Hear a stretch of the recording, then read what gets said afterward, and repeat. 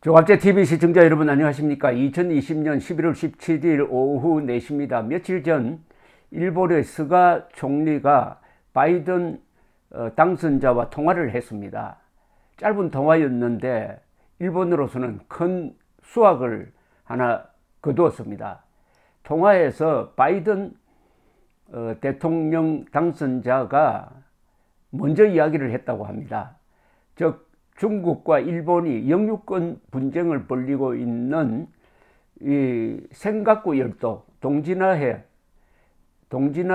센가쿠 열도는 미일 안보조약 대상이다라고 했다는 겁니다.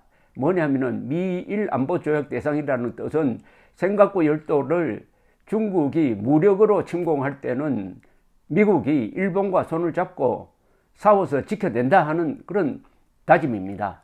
그러니까 중국이 적극적으로 반발을 했습니다. 이게 일본에서는 의외의 소득이다 해가지고 아주 크게 보도가 되었습니다. 미국과 일본 사이는 미국과 한국처럼 상호방위조약이 아니고 그냥 안보조약이라고 합니다. 왜냐하면 일본은 자위대가 이 공격적 군사행동을 할 수 없게 헌법에 딱 묶여 있습니다. 따라서 미국이 일방적으로 일본을 보호하게 되어 있습니다. 그런데 중국의 위협에 대해서 미국이 일본을 도와주겠다는 이런 확약을 한 셈이죠. 이걸 보면서 야, 일본 총리는 역시 국가 이익을 잘 챙기는 사람이구나 하고 느꼈습니다. 더구나 스가의 전임자인 아베 신조 전 총리는 트럼프와 매우 가까웠습니다. 이 변덕심한 트럼프. 더구나 동맹보다는 미국의 이익을 앞세우는 아메리카 퍼스트 정책을 펴는 트럼프를 아베 수상이 4년 동안 딱 밀착해가지고 친교를 맺으면서 트럼프로 하여금 일본의 국가 이익을 위해서 봉사하도록 만들었다는 점에서 문재인 대통령과 매우 대조적입니다. 역시 아베 총리가 트럼프를 잘 다루었다는 생각이 들어요. 그런데 트럼프가 이렇게 야생마처럼 좌우 가리지 않고 아주 종횡무진하는데도 불구하고 어떻게 아베 수상은 트럼프를 이렇게 잘 다룰 수 있었느냐 하는 비결이 이 존 볼턴 회고록에 좀 나와 있습니다. 존 볼턴 회고록, 즉 전 안보보좌관이 쓴 사건이 일어난 방이라는 책에 보면은 볼턴의 눈에 비친 아베와 이 문재인 두 사람이 아주 절묘한 대조를 이루고 있습니다. 볼턴은 트럼프 대통령이 가장 좋아하는 국가 지도자가 아베라고 했어요. 보리스 존슨 영국 총리 등장 이후에는 두 사람이 공동 1위가 되었다는 겁니다. 그러나 곁에서 지켜본 트럼프의 문재인 대통령에 대한 태도나 평가는 그렇게 좋지 않습니다. 트럼프는 우선 아베의 아버지 아베 신타로는 외무상을 지낸 분입니다만 신타로가 가미카제 특공대 조종사였다는 점을 높게 평가했다고 합니다. 아베 신타로는 해군 비행학교에서 가미카제 훈련을 받았지만 전투에 투입되기 전에 종전을 맞았습니다. 그리고 존 볼턴의 눈에 비친 문재인과 아베의 대북과 북한을 보는 태도가 전혀 반대였다는 겁니다. 문재인 대통령은 김정은에게 끌려다니면서 미국을 오도하려고 잘못된 방향으로 끌고 가려고 했지만은 아베는 북한 정권을 믿을 수 없다는 입장에 서가지고 트럼프에게 늘 정확한 정보와 시각을 제공했다는 것이 볼턴의 기록입니다. 트럼프는 아베 만나는 것을 즐거워했고 문재인 대통령을 만나면 짜증을 내거나 졸기도 했다고 썼어요. 그런데 이 아베 총리는 트럼프를 이용할 줄 아는 지도자로 그려져 있습니다. 그 까다로운 볼턴의 눈에도 트럼프는 김정은을 만나면은 반드시 일본인 납치자 문제를 제기해달라는 아베의 부탁을 들어주었고 일본을 방문하면은 납치자 가족을 만나 주었습니다.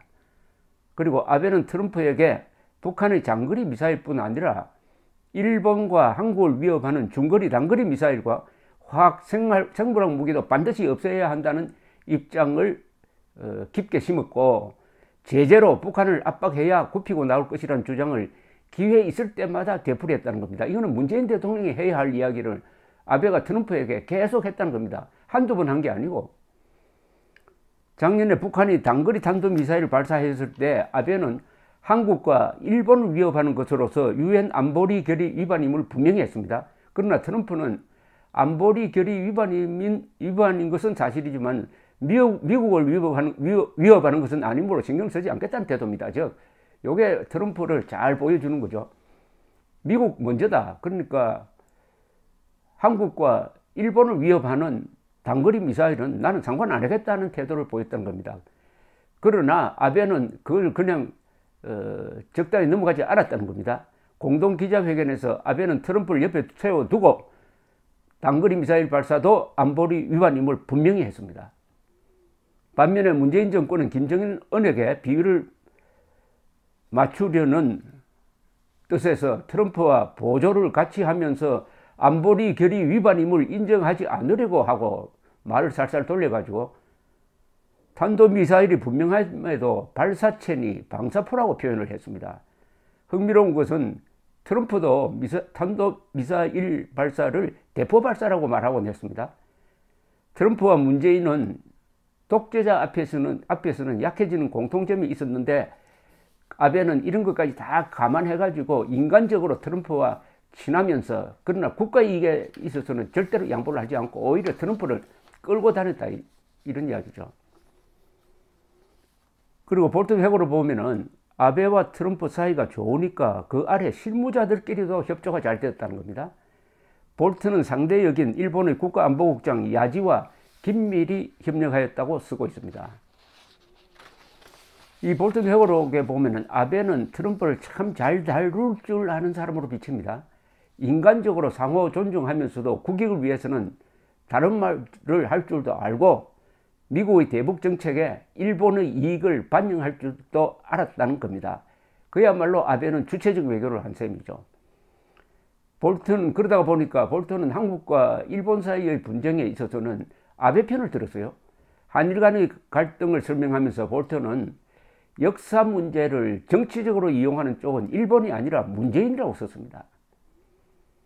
문재인 대통령은 김정은을 위하여 한미동맹 정신과 국민의 안전을 희생시키는 사람, 그래서 트럼프와 볼턴으로부터 경매를 받는 사람, 아베는 일본의 이익과 인류 보편적 가치를 견지하면서도 트럼프의 인간적 존중을 받는 사람으로 그려져 있습니다.